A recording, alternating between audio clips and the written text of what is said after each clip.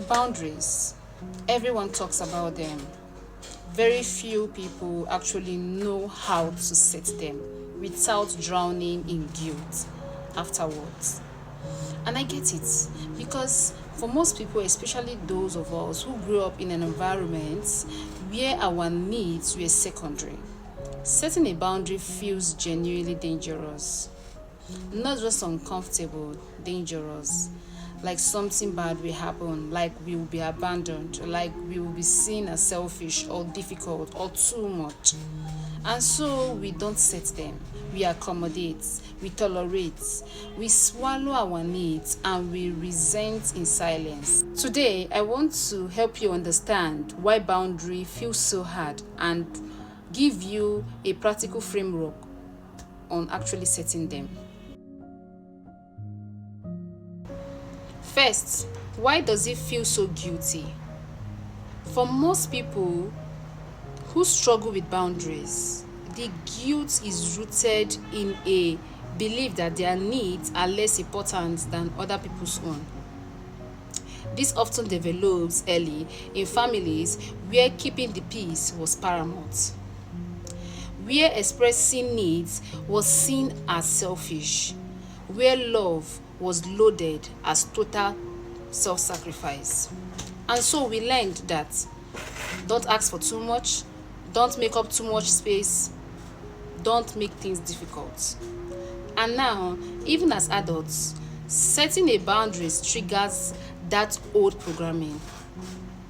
But here is the frame I want you to understand. A boundary is not about controlling what other people do. It's about deciding what you will and will not accept in your own life. It's an act of self-respect, not an act of aggression. And here is the hardest truth. The people who react badly to your boundaries are often the people who most benefited from your lack of it.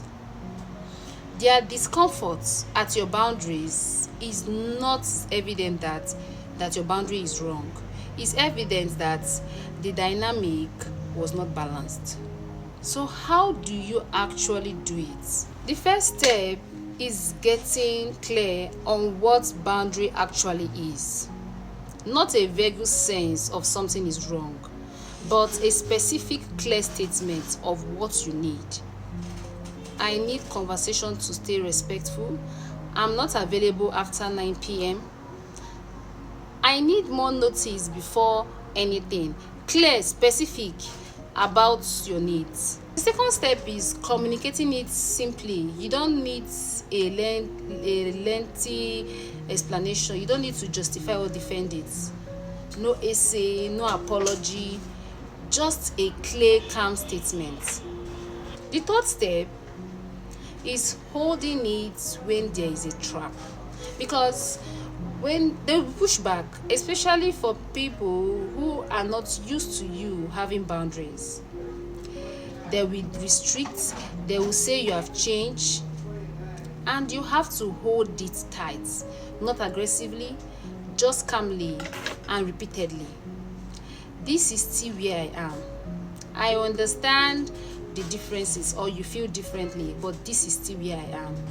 The first step is tolerating the discomfort, because the guilt does not go away immediately.